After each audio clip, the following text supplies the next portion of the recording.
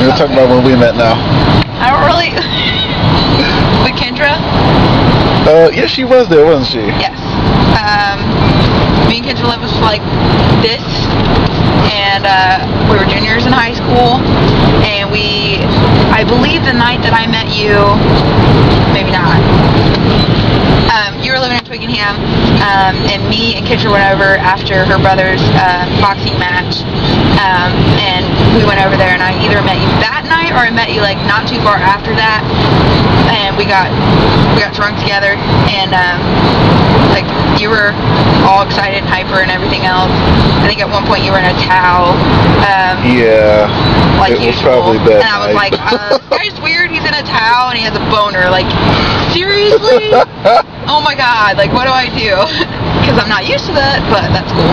And then you like had a crush on Kendra, like everybody else did too, and because she's gorgeous. Like, who can lie? But then you took 3 shots. We were drinking that fucking nasty Kamachaki that we've been drinking since we were 16. That Upchucker? Yeah, nasty fucking shit. And I don't know that number.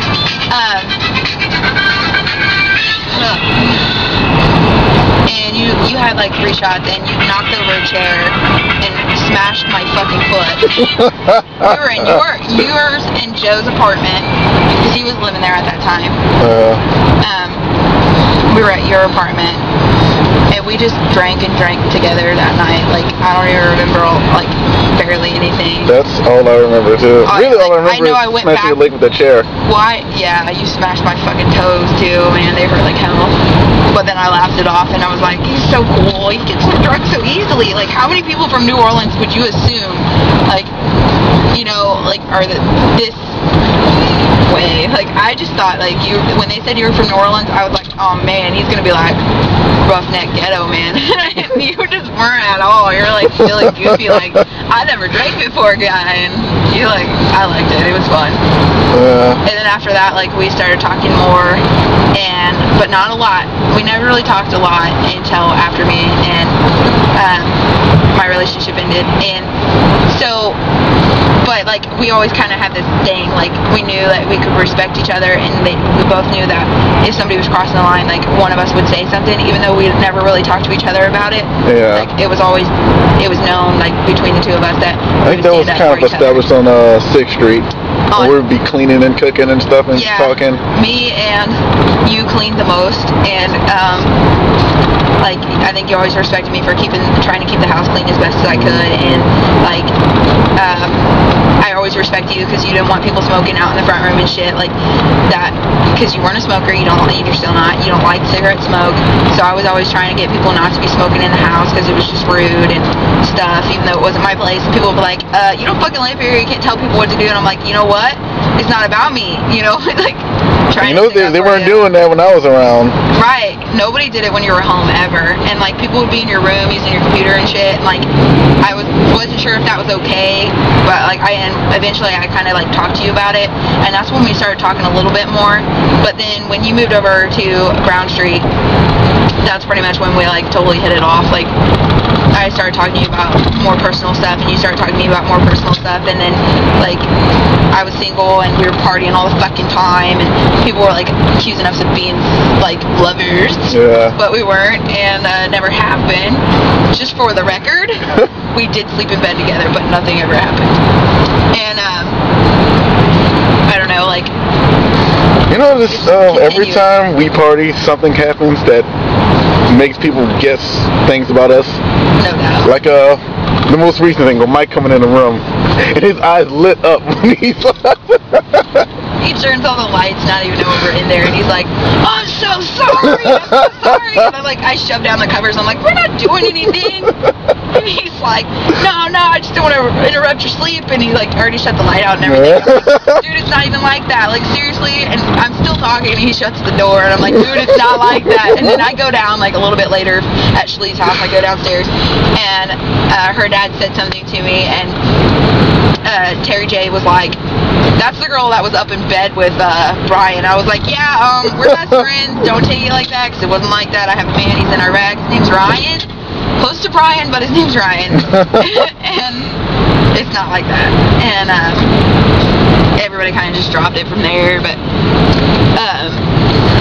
there's the at Kato's party.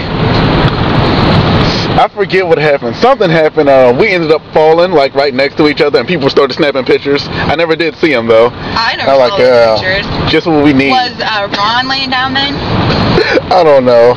And Chrissy laying down on that, like, was it a futon mat? Yeah, something like that. And, like, we fell over because we were so fucking shit-faced. I was, like, tucking beers in my boobs saying, I can do a back bend and drink my beer! So fucking wasted that night. I had so much fun that night, too. But, like, and Ron and Chrissy were, like, awesome, just by the way. Ron and Chrissy, you're amazing! And I want to see you again. Lover. Stolen from, Kayla. Kayla's lover. But, I don't know, like, me and Shalee hit it off pretty quickly, too. Like, we weren't really talkative at first, but, like, when I came up this weekend, she was totally, like, really nice to me, and I was really nice to her, and she told somebody, like, me and her. You know, she always asks about you. Does she really? Yeah, she does. I appreciate that. But, like, I don't know, I knew that after we became friends and everything, like, hit the fan or whatever, and stuff happened, and some of those friends weren't as good of friends as you thought they were going to be, and, like, I became a lot closer to you at that point. Yeah. And then, like, for Christmas last year, not this past Christmas, the Christmas before, you gave me a card when you came to my house to party with pictures that you cut out and put in the middle of the card, and, like, I was reading it, and, like, it really, really made me cry. Like, I was like, oh, this is so sweet. And Ryan's like, my boyfriend leaves, like, it's okay. He's like, and I'm like, no, read this. I was like, I'm so excited. I was like, I don't know, and it's been on my pin board ever since, and I look at it a lot. Like, when I wake up, it's the first thing I see is pictures of us and a picture of me and Ryan, and like, it always puts a smile on my face, no matter how bad a mood I'm in. Like, always puts a smile on my face. And like, I'm totally glad that I met you. I think that we always kind of, like, thought each other were cool, but it was kind of off limits to, like, really get close. I don't know, I think we both felt kind of weird about it. That was just being antisocial. You were kind of antisocial, but bullshit. When those cops broke in and they fucking handcuffed your ass just because you were black, that was bullshit. And Kayla, flip the fuck out.